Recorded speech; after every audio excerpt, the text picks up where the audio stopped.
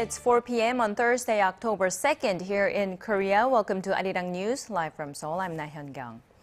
We start the newscast with North Korea. Reports coming out of Washington suggest that Pyongyang has carried out another engine test for the KN-08, that's North Korea's intercontinental ballistic missile. Now, the regime is also suspected to have upgraded one of its major rocket launching sites. Myung-kil starts us off.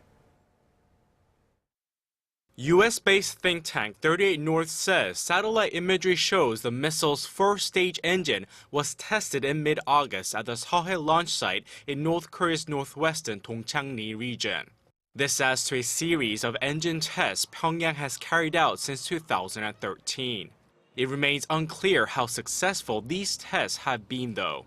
Security expert Joel Witt, who runs a 38 North website at Johns Hopkins University, says North Korea could be moving on to full-scale tests of the KN-08 because these kind of engine tests are normally stepping stones to that end.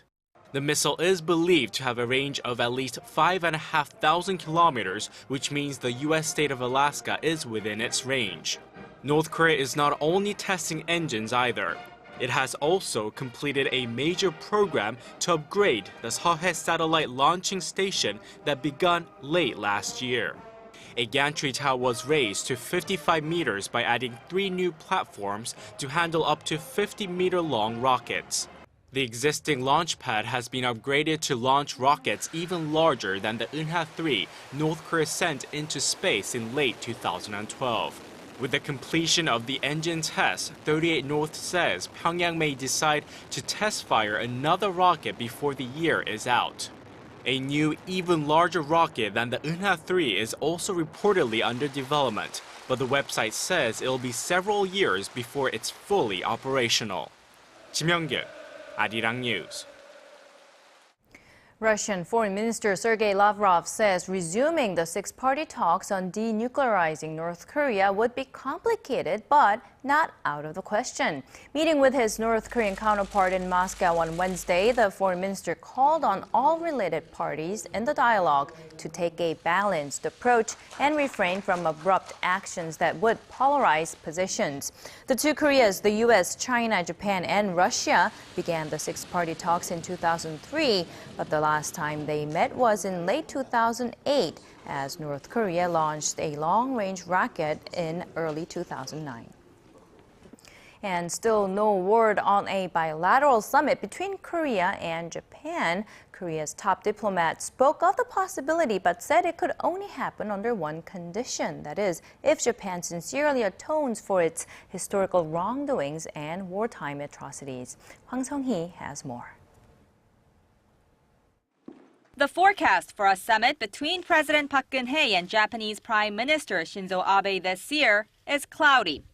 In an interview with Korean radio station CBS on Wednesday, Foreign Minister Yoon Byung-se said a show of Japanese sincerity over historical issues remains a precondition to summit talks.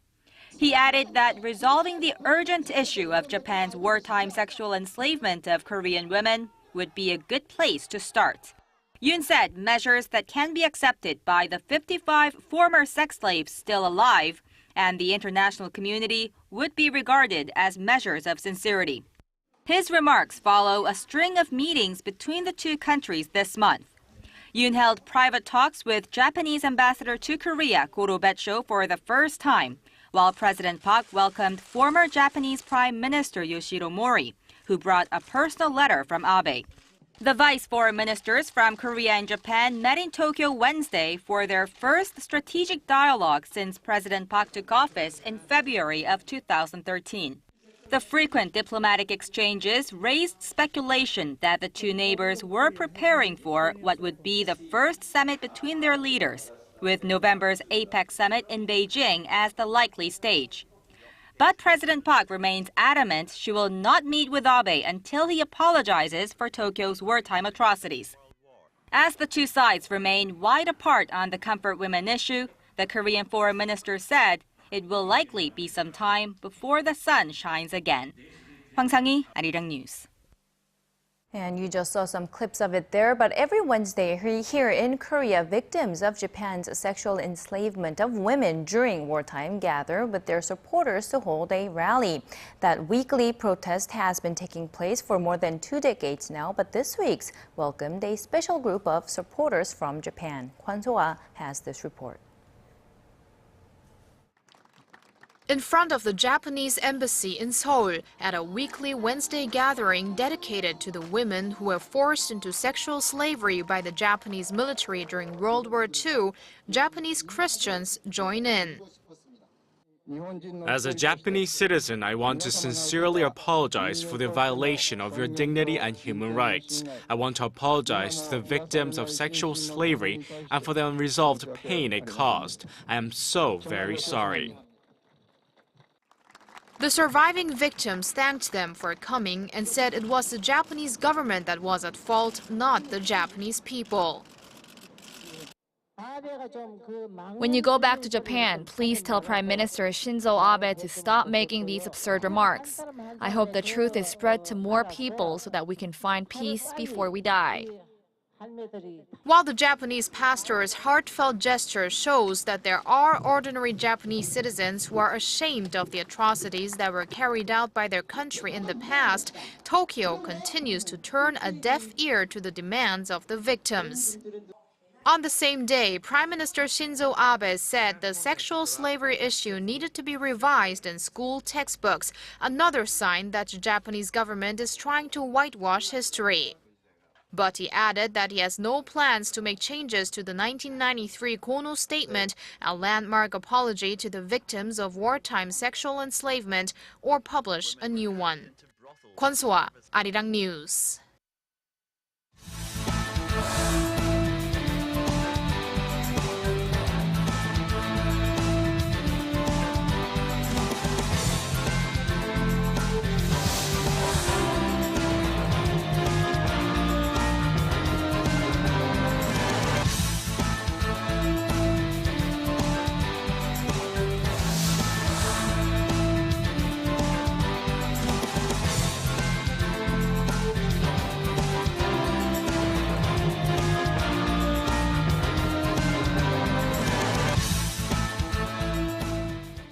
Now that the standoff between Korea's main rival parties is behind them, they are busy trying to meet the deadlines for parliamentary proceedings. Now, a plenary session was held today where legislators decided on which government offices would be subject to annual parliamentary audits slated to start next Tuesday. Standing committees will call in officials from a record 672 government offices for questioning over a 20-day period. Lawmakers also finally signed off on last year's fiscal budget that was long delayed due to partisan dispute over the special Seoul ferry bill. The budget was supposed to be approved by the end of August. Korea's exports to its largest trading partner, China, rebounded in September, but the real question is, will that momentum be kept? Kim reports on the prospects for the rest of the year and the challenges Korea faces. For most Korean policymakers and businessmen, one of the most encouraging signs from September trade data is a rise in exports to China. Outgoing shipments to Korea's largest trading partner rebounded for the first time in 5 months. The total came in at 12.7 billion won, or roughly $12 million in September, up 6.5% from a year earlier. More importantly, the gain came mostly in intermediary goods that are fitted by Chinese exporters in their finished products. Shipments rose by more than 50% for computer parts, some 32% for semiconductors, and 13% for petrochemical products. Now that's welcome news for Korea, as parts and other basic components represent nearly 3/4 of all of its exports to China. The Trade Ministry says Korea is well positioned due to the improved results and expects exports to hit an all-time high this year. Chinese exports have been on the rise since May, showing an upward trend. Trade officials say a recovery in the U.S. economy will keep boosting Chinese exports to America in the coming months, particularly in the run-up to the year-end shopping season. The Institute for International Trade says Chinese firms are now improving their own supply capacity and that Korean firms should focus on ways to differentiate themselves from Chinese suppliers. Negotiations for the Korea-China Free Trade Agreement are in the final stages, and it's expected to be signed by the end of the year and could take effect as early as next year. Connie Kim, ARIRANG News. Korea may have had the fastest peak internet connection speed in the region, but that title apparently has now moved over to Hong Kong. US-based cloud services provider Akamai Technologies says Korea's average peak connection speed reached just over 72 megabits per second in the second quarter of this year. That puts it behind Hong Kong, which recorded an average speed of nearly 74 megabits per second. Peak connection speed is on average of the fastest connection speeds per user. Korea, however, maintained its place at number 1 in terms of overall internet connection speed. Bringing you the fresh updates from stories breaking in Korea and abroad. We give you a bigger and better picture of the world. Join Hyun-kyung live from Seoul. Every weekday, only on ARIRANG.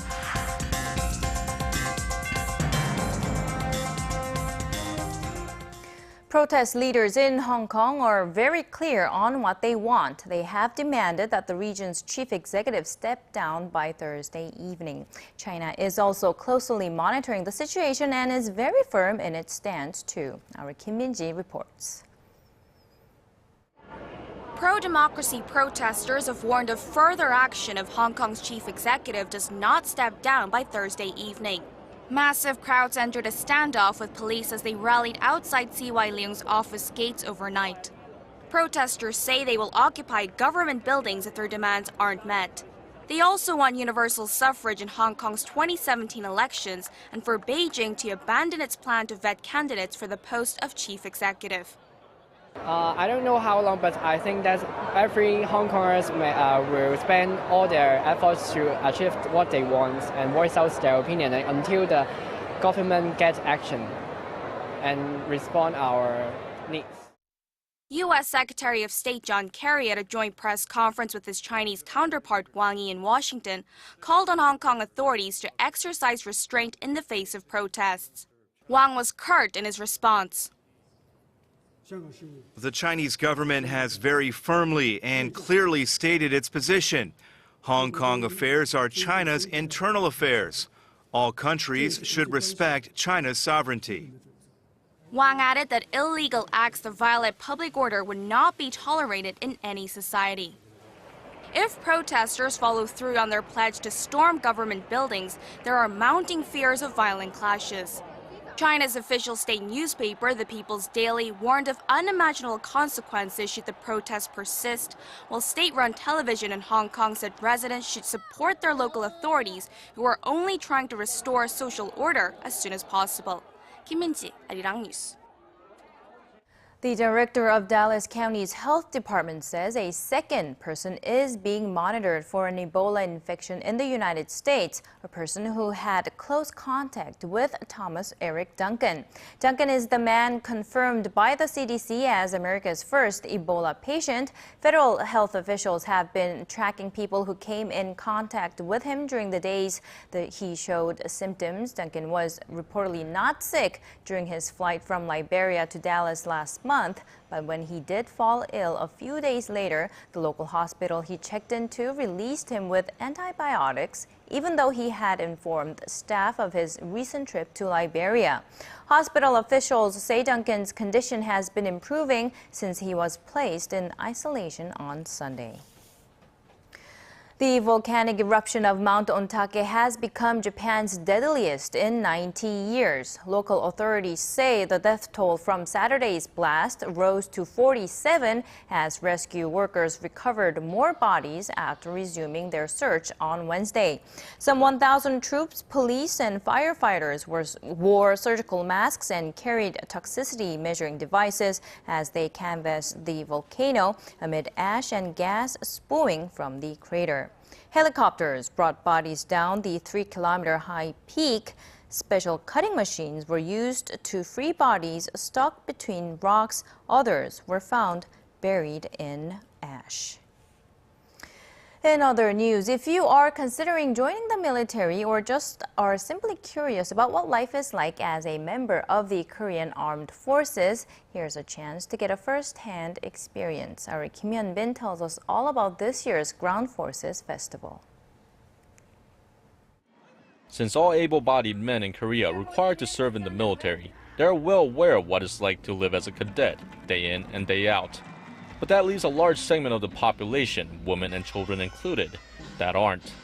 To enhance understanding, the Army headquarters opened the 12th Ground Forces Festival in Gyeong City this week, under the theme, An Army that connects with the people. The Ground Forces Festival is the country's largest military fair. It offers visitors a chance to see, hear, and experience all aspects of the Army. There are 51 events people can take part in. People can get in the cockpit of an attack helicopter or inside tanks, in addition to many other hands-on activities. One of the most popular sections is a shooting range, where people can fire off a real rifle using blank rounds.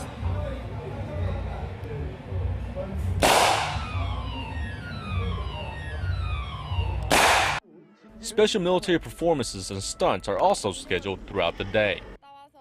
All men must go to the army and get to experience this, but women cannot. Through this festival, we can get a glimpse of what soldiers go through. It was fun. Those that have gone so far have enjoyed the experience. My kids are curious about the life of military personnel and they wanted to ride on the helicopter and tanks. They had the chance to do so and loved it. I would like to give my sincere gratitude to the Army, the Ministry of National Defense, and all the soldiers helping out. There's also a boot camp arena where one can test their might and agility. The mock towers, which are used for parachute training, are another popular attraction, where people can jump from a height of 11 meters. The festival runs through this Sunday, October 5th. Kim Hyun-bin, ARIRANG News, Gyeong City. And it's that time of the year when movie fanatics and officials flock to Busan. The 19th installment of the Busan International Film Festival will kickstart 10 days of events later today. Our cultural correspondent Park Ji-won has a sneak peek into the event. Preparations are ongoing at the Busan Cinema Center, the main venue of the annual film festival, to greet dozens of film stars and film lovers from all over the world.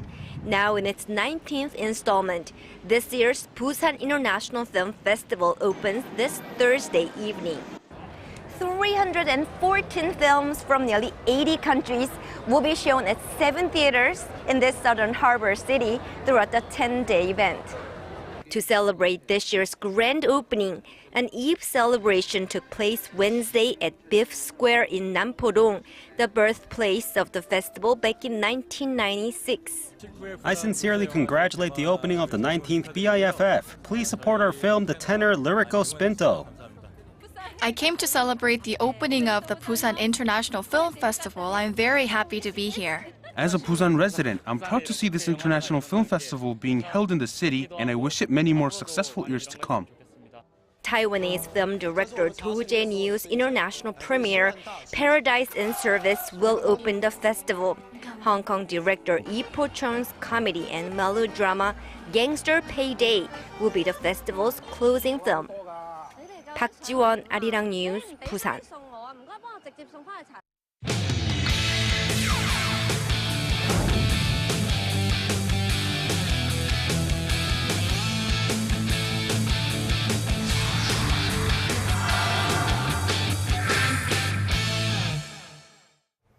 It's time to check out the latest actions at the 2014 Incheon Asian Games. We start today with yet another first for South Korea. ARIRANG's Song Ji-sun joins us from the News Center for that. And Ji-sun, tell us about the first silver in rhythmic gymnastics. Good afternoon, Hyun-kyung. South Korea went 2 spots higher than they did in the Asian Games 4 years ago, winning the silver in Incheon 2014. Now, South Korea's star gymnast and this year's ASEAN ambassador Soon Yeon-jae played a huge part in helping the team make the podium this time. She exercised a clean-looking routine in all 4 routines, leading all disciplines to score 71.732 points in the team final. The team made of 4 gymnasts performed 12 routines, with the top 10 scores added up as the team final score. South Korea was placed second for the first time at the Asiads with slightly over 164 points, 6 points behind Uzbekistan, who took the gold. The bronze medal went to Kazakhstan. Now, 16 players, 2 each from 8 countries, got their seed for the individual finals from adding up the top 3 scores from the 4 routines performed at last night's event. So's medal chances in the individual final have improved as her Chinese rival Dongsen Yue is feeling a bit under the weather, telling reporters she caught a cold after flying straight into Korea from the World Championships. And of course, her individual performance that will take place later in the day will garner a lot of attention, especially by female or male fans for that matter. Now let's move on to women's football. North Korea showcased teamwork on the field in the final last night. Tell us about that. That was a golden victory. The North Korean squad beat Japan, which is the top 3 rankings in the FIFA rankings, and North Korea beat Japan 3-1 in a very much convincing victory. And it was Kim Yoon-mi, Ra Eun-sim, and Ho Eun-byul who scored 1 goal each to give the North Korean squad their 3rd Asian Games title and exacting sporting revenge on Japan, who beat them in the final back at Gwangju 2010. And speaking after the game, North Korean team coach Kim Kwang-min thanked the North Korean leader Kim Jong-un for the victory, saying the team was very thankful for his support and affection for the squad. Now, the North Korean coach also said that he had hoped for an all-Korean final, and he also praised the South Korean fans for cheering for them at the stadium. South Korea won the bronze, beating Vietnam 3-0 earlier to take the bronze for the 2nd straight time. And we are almost approaching the end of the Inter-Asian Games. So what are some of the events scheduled for later tonight? Well, one event the whole nation will tune in will be Soyeondae's final, which she will attempt to win the gold in the individual all-around after winning bronze 4 years ago in Gwangju. And as she qualified first, she will also repeat her routines tonight for the individual all-around final, which starts at 6 p.m. Korea time. And also look out for some golden kick actions in Taekwondo as well, because we've got 4 finals coming up for 4 different weight categories, 2 for women and 2 for men. Now, coming up after that at 7:45 is one of the most exciting events you can watch at any major sporting events, which is the men's 4x100-meter relay final. And we must also not forget the historic inter-Korean football match that's going to take place for the men's event. Now, this is the first time the 2 Koreas have played each other in men's football in 36 years. Tune in for that match from 8 p.m. Korea time. So it seems like tonight is jam-packed with full of fun actions. Thank you, Ji-sun, for the updates, and she will join us again on our later newscast.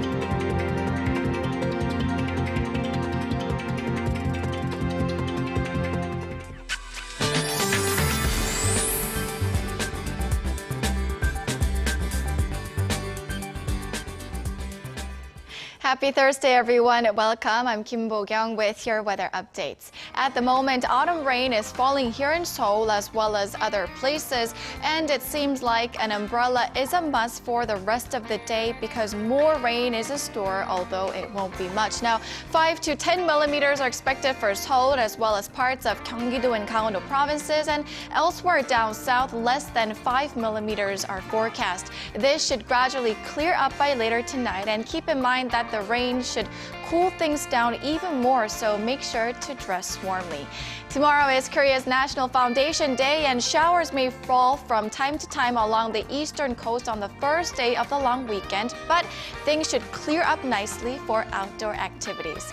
Moving on to Incheon, where the Asian Games are taking place, some worrisome news that it's currently raining there, which could affect Team Korea's final football match. On to the readings. Seoul and Daegu reached 21, Gwangju and Busan 25. On to other places. Jeju hits 25, Dokdo 20, and Myeong-kil 14. That's all for Korea, and we leave you with the international weather.